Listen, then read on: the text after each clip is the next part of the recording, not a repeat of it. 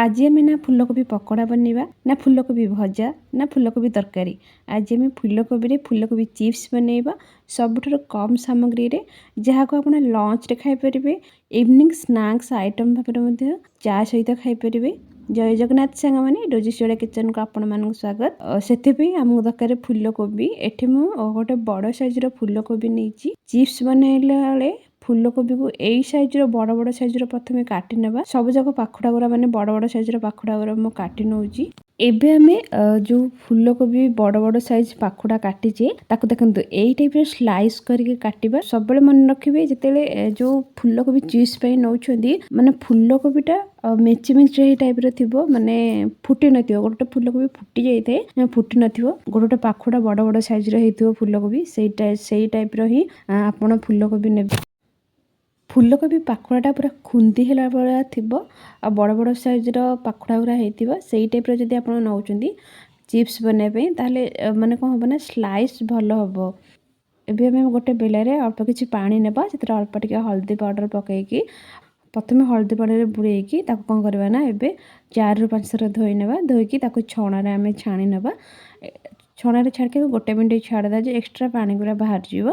2 ରୁ 3 इंच अदा नहीं 2टी कंचा लंका नहीं अदा को जो छेचुं हेमदस्तार छोट छोट पीस काटिकी आपड़ छेचिबे ताहले शीघ्र छेची होगा सहित माने खंड खंड बेसी रही कि टाइम बेसी लगे ता सहित कंचा लंका को छोट छोट पीस काटी नहीं 2टी कंचा लंका ये मुझे रागर क्वांटिटी आपण हिसाब से आप कम बेसी करेंगे।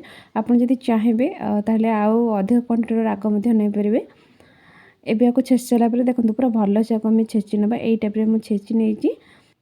एबे देखो जो आम छाणिक रखी फूलकोबी को गोटे बेला को ट्रांसफर करनबा आ कंचा लंका छेचिक रखी आड करवा।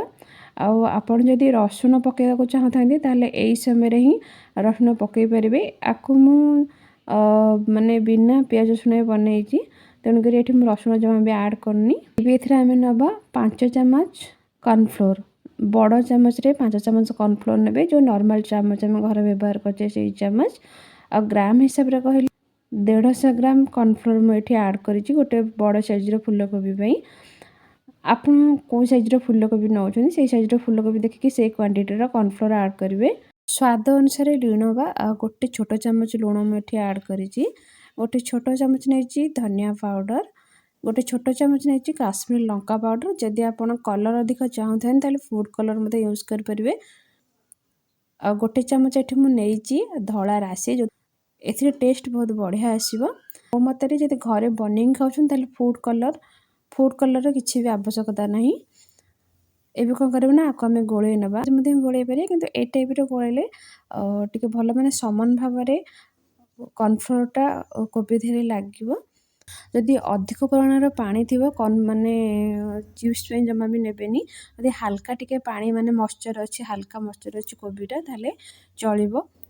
एबे कौन करना आपको भल से गोले नवा गोलेकरी गोटे मिनट छाड़ीदे जमी तादेहरे माने कॉर्नफ्लोरटा मेल्ट हम। तापर कौन करवा ना गोटे मिनट पर आम छाणीबा छाणिया ये मु कड़ाई तेल बस तेल को कौन करवा ना प्रथम भल से गरम होगा दबा तेलटा पूरा बढ़िया से गरम है हाई फ्लेम रे गैस को रखिए।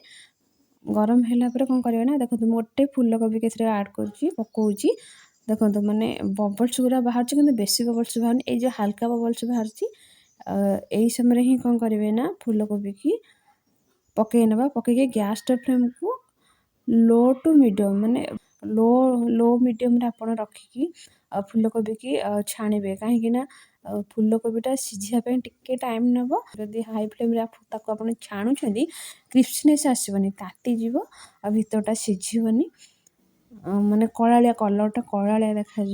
देखो मुझे पकईकी छाणुची आप कौन करवा ना एपट सेपट करेंगे जमीक कि समान भाव में चिप्सटा आमर चारिपट साइड माने लाइट गोल्डन कलर हो। देखो लाइट गोल्डन कलर हो गला देखो यही टाइप हेले आप कौन करेंगे ना आपको छणारे छाणी ने गोटे स्टेनर माने जो स्टेनर छाणी नहीं जो थे एक्स्ट्रा ऑयल थी से बाहर जीव। या आप लंच रे भात सहित खाई पारे ଇଭିନିଂ ସ୍ନାକ୍ସ ଆଇଟମ୍ ଭାବରେ ମଧ୍ୟ ଆପଣ ଚାହା ସହିତ ଖାଇପାରିବେ କିମ୍ବା ଯେକୌଣସି ମନପସନ୍ଦର ଚଟଣି ସହିତ ମଧ୍ୟ ଆକୁ ଆପଣ ଖାଇପାରିବେ। ଆଶା କରୁଛି ଆପଣମାନଙ୍କୁ ଏଇ ରେସିପିଟି ନିଶ୍ଚିତ ଭାବରେ ପସନ୍ଦ ଆସିଥିବ। ରହୁଛି, ପୁଣି ଦେଖା ହବ ନେକ୍ସଟ ଭିଡ଼ିଓରେ। ସେ ପର୍ଯ୍ୟନ୍ତ ସମସ୍ତଙ୍କ ଦିନ ଶୁଭଙ୍କର ହେଉ, ସମସ୍ତଙ୍କୁ ଭଲରେ ରଖିଥାନ୍ତୁ।